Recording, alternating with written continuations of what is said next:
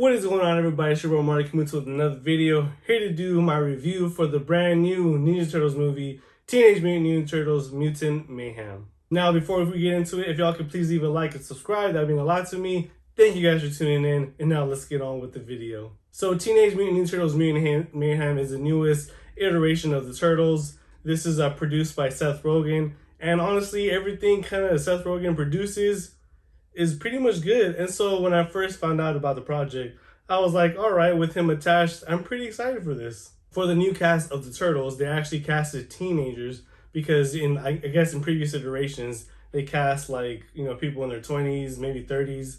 If you sounded like you had a kid voice, they'll use you.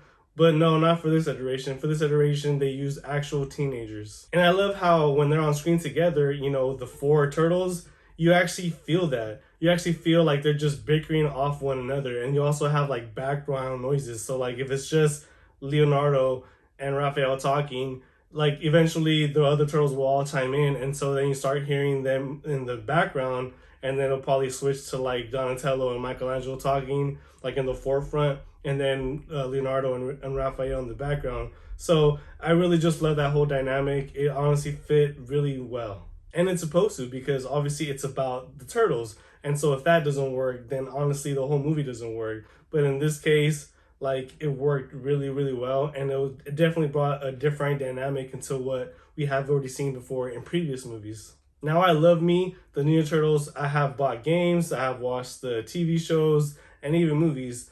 But I really wouldn't say I'm a diehard. I've loved this franchise for as long as I can remember. So yeah, the Turtles have been around my whole life. But back to this movie, like I said, all the Turtles worked, the dynamic, the voice actors played each character wonderfully, and they got newcomers. I think a perfect casting right here was Jackie Chan playing Master Splinter. And Jackie Chan, he's just so adorable, a badass, obviously, but he just sounded so adorable as Master Splinter. And like I said, that was perfect casting. It's basically the same stories, the same origin story, as we all know. He was just a rat from the street, and then he finds the turtles covered in news, and then obviously he just grows up taking care of them. A single father, protecting them from the real world. And that's kind of what this story is about. The turtles are just curious, and they want to, experience the real world. They want to interact with humans. They don't want to be hidden. And something that I never thought I'd see in a Ninja Turtles movie was the ending. I'll talk about that in a bit. When they were little, Master Splinter actually took them out because, like I said, they're curious. And so he's seen their curiosity, and he took them out in front of everybody in Times Square. And yeah, that was, hell.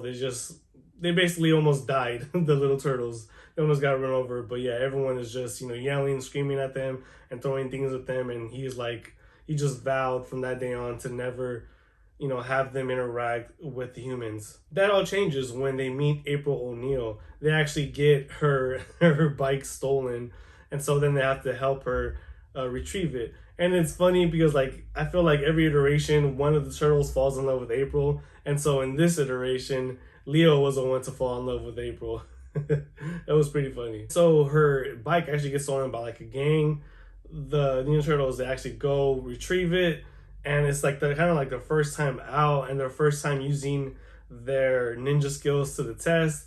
And, it was trial and error, but they still got the job done. And yeah, they're face to face with April, and that's how okay, maybe if we do this hero stuff, then maybe people will like us, will want to see us, or will just want to be around us. And so they do that crime. And there's also a nice montage to Backstreets featuring Dr. Dre, No Diggity, of them just taking down a bunch of bad guys. And which I also got to say, the soundtrack to this movie was really, really great. It had a lot of old school songs, and even also the score too. It just fit this movie really well, especially with the animation. The animation is top notch. It feels like a kid or a team did the storyboards, and this is how it came to be. And I really love this animation style. I love how since Into the Spider-Verse came out, there's been more and more trying to do with this kind of like animation style, you know, so you had Into the Spider-Verse, Across the Spider-Verse, Puss in Boots, The Last Wish, and now like this movie, Mutant Mayhem. It's just it's really really amazing. It definitely adds a lot more like weight to the film, obviously if done right, and it's just really cool to look at. And so I gotta give props to that whole team for the animation of it. But obviously there has to be a story, there has to be people that the Ninja Turtles are taking down. And that's actually because of Superfly. Superfly is played wonderfully by by Ice Cube. So in the very beginning of the movie, you actually see Baxter Stockman, who is played by Giancarlo Esposito. I believe that's his last name. If I'm butchering it, I'm sorry. But you know, Gus from Breaking Bad, you know, he's just a wonderful actor. You know, mainly plays a villain, but he's in here for a little bit, and it's sad that he dies. I know in like other shows, he has died because there are just iterations where he's just ahead. You know, his whole body's gone and he's just ahead of him. And so I hope he does. I hope he isn't dead because it's. I would feel like it's truly a waste of talent to have Giancarlo play this character and then just die off. So hopefully he's still alive. And so he had a bunch of experiments, one of them being Superfly. They were attacked down by this organization who I still don't really know who they are. They were played by Maya Rudolph's character. You know, Maya Rudolph, the SNL alum. Yes, her. I forgot her character's name, but she's kind of more in the background of it. She does have a scene with the turtles, but like I said, she's kind of like a secondary villain in the background. They destroyed Baxter Stockman's lab, and like I said, he's presumed dead. Superfly is able to escape, and he grabs all his brothers and sisters, which are the other mutants. Every time he's on screen, there's just like a certain amount of fear interjected into you when he's on screen. Like, you just love it. I can just hear Superfly talk all day. I mean, he unveils his plan to the turtles. He wants to take revenge on humans because obviously they killed his dad. You know, he knows that they're just no good humans. You know, us.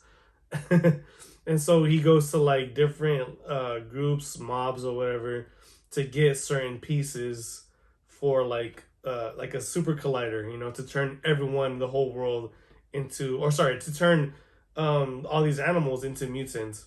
And so as the turtles, you know, like I said, did that montage where they're fighting different various groups. Those are all the groups that are, you know, leading into Superfly. And so yes, they finally meet Superfly, and yeah, it's really cool. I'm not lying. Ice Cube as Superfly is just a really really amazing casting. All the turtles love him, and yeah, like I said, he talks about their plan, how he wants to, you know, mutanize all the animals, and then that will help reduce the humans. Also, some of the mutants that are in his team, I don't really know of, but I know Bebop and Rocksteady. They were both played by John Cena and Seth Rogen. You also had a bat, cockroach, the Geico Gecko. Nah, it was a gecko played by Paul Rudd, who was pretty funny. I guess you know, I feel like they should have had more time with these actors because they're all known actors. So they were just kind of like there. They didn't have a whole lot to do. So I hope we see them again, whether it be in another Ninja Turtles movie, or I know they're also having like a show on Paramount Plus. So hopefully we get to see some of those characters reintroduced again, because yeah, you know, it was so much talent and I hate for that to go to waste. And so yeah, obviously the turtles have a heart and they're like, this is not what should be happening. This shouldn't go down. And so they were able to stop them to an extent. Sorry, stop Superfly to an extent. Right after they, you know, they convert all the mutants to be like, yeah, Superfly is wrong. He shouldn't be doing this. Obviously, you know, we're just gonna be killing these humans. And so they all help to stop him. They all think they stop him, but when he falls down into like the whole lake along with the ooze, he just transforms into a super duper fly. Where he's a mutant, like with all the sea animals that were right there in the lake. And yeah, it was pretty disgusting to look at. I'm not gonna lie, it was pretty nasty. Right before they get a plan on to go stop Superfly, they get captured by Maya Rudolph's character, and she wants to extract them. So there's actually a funny bit, a funny gag where Jackie Chan's Master Splinter is like, "No, they're gonna milk you." I don't want to be milked about being milked, and so for them, for Maya Rudolph's character to get like their blood, it's essentially milking them. And I think like the machine is also called like the Milkinator or something like that. And yeah, I just thought it was a pretty funny gag. But right here we get Jackie Chan doing Jackie Chan things as Splinter. We get his butt kicking side of it, and so he goes ham on all the people who have the turtles captive. And it was, it's a pretty cool scene. It's great to always see Master Splinter kicking butt. And right after, Splinter actually joins them on their quest to beat Superfly. So they're all teamed up to stop Superfly. And there was also a nice moment too, where you kind of think it's over. Like they're trying to give the antidote into Superfly. And yeah, you think it's over. And Splinter's like knocked all the way back to like where humans are. And the humans actually help Master Splinter. And so it was a really nice moment. And so they're able to stop Superfly. And like I mentioned earlier about like I never thought I'd see something in a Ninja Turtles movie. Well, after the humans helped the turtles defeat Superfly, all is well, all is good in New York City. And so the turtles are like liked, loved or whatever. But there was a bit too right after they met April where she actually takes them to school. It's also a clip that was released too on YouTube before the movie came out. And like that's what the turtles want to do. They're teens. They want to be teens. They want to go to high school. And it's funny how April was like all this. She mentions all these things about what makes high school terrible. The turtles are like, no, that sounds great. And so at the end of the movie, they actually enroll to high school. In every iteration of the turtles, they want to be loved. They want to be liked by the humans. But I thought they were always like okay with like not actually going into high school type of thing. Not that it was a problem to me. I just, I'm like, okay, obviously this is a different take. I'm still trying to grasp it, but eventually I will accept it because this whole story was really, really great. I love the dynamic between the turtles, and I love the emotion brought to it, to all these characters. And so it made sense that yes, they actually enrolled in school because it's what they wanted to do. And now that they helped, stop Superfly, they helped all the humans in New York City, that they would, some would be accepted by them to enroll into high school. So yeah, that's honestly the only kind of like issue, if that I had. It's funny too how Splinter, he ended up being with a cockroach. He mentions about being single or whatever. And then one of the cockroaches, Scumbug, is on the team. Was on Superfly's team. They ended up getting together. I thought that was disgusting. I think they even have a scene where they kiss. Oh, that is just nasty. But yes, this movie was such a great time. It is now out on Paramount Plus. I actually saw this right after I got back from Florida. And if you guys already haven't seen my Florida videos, yes, I took a vacation in Florida, so hopefully you guys can check those out. And yeah, so right after I landed, the day after, I'm like, I gotta see this movie. And yeah, because I'm a fan and I love these characters. And like I said, Raph is the number one. He's the best turtle of them all, Leo being second.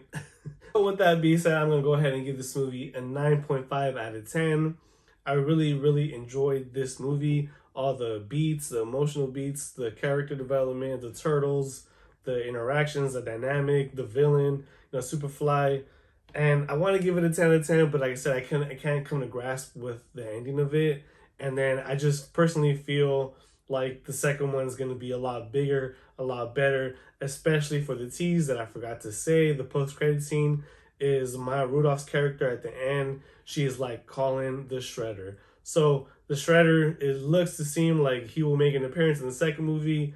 And I feel like that's going to be a 10 out of 10 because, I grew up with Shredder. And like every iteration of the Turtles that I've come across, Shredder is always there. So I cannot wait for the second one. Like I said, I feel like it's going to be a 10 out of 10. I hope it's a 10 out of 10. And yeah, what did you guys think about it? Whatever your thought, comment below, let me down below. And if you haven't already left a like and subscribe, please do so. Thank you guys for tuning in. I appreciate each and every one of y'all. Thank you guys again, and I'll see you guys on the next time. Peace.